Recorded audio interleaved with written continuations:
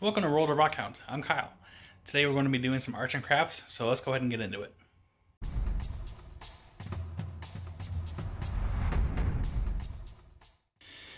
Alright, so a lot of you know that this is my polishing wheel that I use for the very last stage for getting rocks shiny.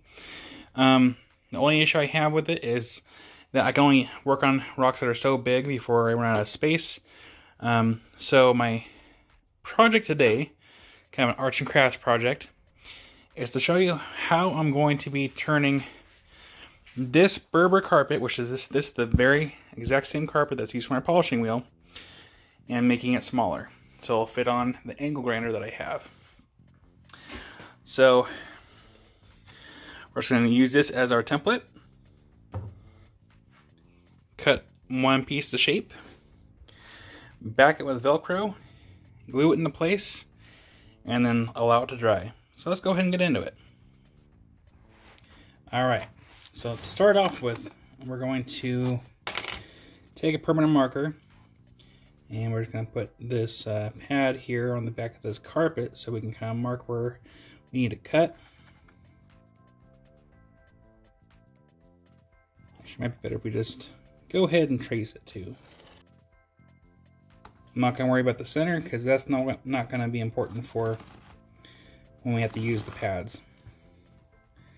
Alright, there is our template. Now, the next step is going to be cutting it. Here's just 10 snips here. I tried using scissors the other night when I was actually working on the other ones, but the scissors weren't quite strong enough, so we're just going to use these. So let's go ahead and cut this out.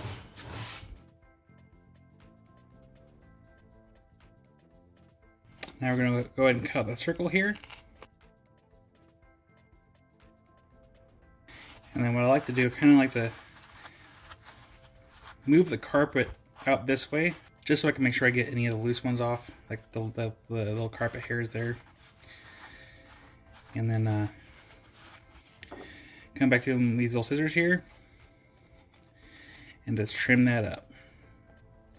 Have a nice clean surface, or a nice clean edge anyway. Goes all of them, maybe? Nope. I'm a little bit of a perfectionist. Some nice clean edges.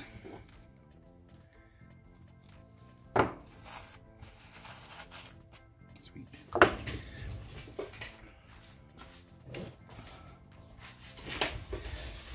Clean up my workspace. Throw away the scraps. Alright, so went to my local craft store, got a 4-foot roll of Velcro. Now this comes with both sides of the Velcro.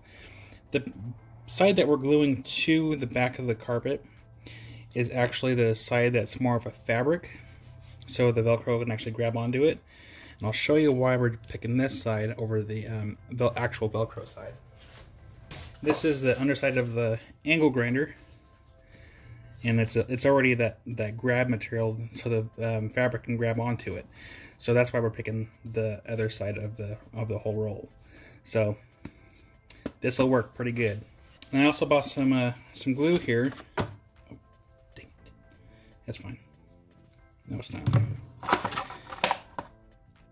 Oh no! Are you kidding me? Oh, my knuckle.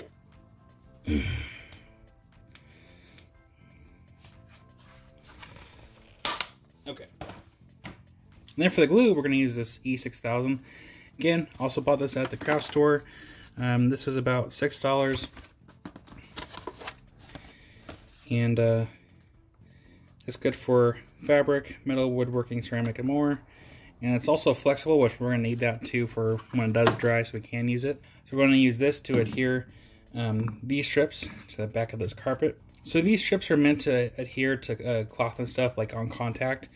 But I'm still going to glue it anyway because I want it to last a long time without it like having the chance of coming apart. So let's go ahead and get these glued together.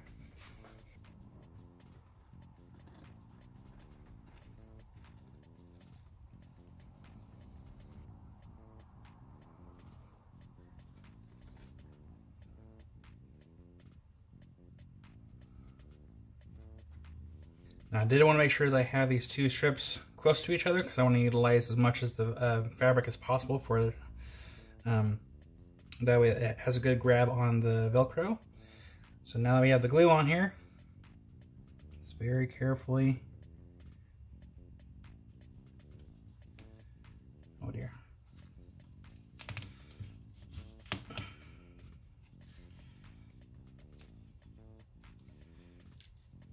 Okay. Alright, got the glue on there. I'm going to press it down so the glue has a chance to kind of even out underneath, because I want as much grab surface as possible so the glue does not separate. So now that's on there. We're going to add this with the rest of these here on this other side. So I've already made several of them. So we're just going to add this one underneath all that weight, so the glue has a good chance to dry, and these will be nice and flat. I need a long board. Take that there. Take that there.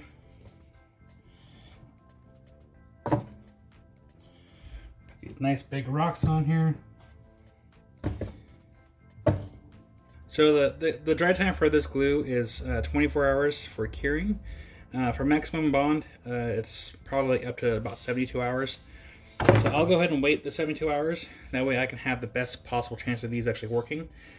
And then I actually have some awesome ideas. What I want to do for a future video is I'm going to take a large stone, I'm going to polish the face of it, and then I'm going to tape off one side, use cerium oxide on one half, and then use something else for the other side. And for sake of mystery, for the other side I'm going to use a mystery compound, which I'm not going to state in this video because I want it to be a surprise.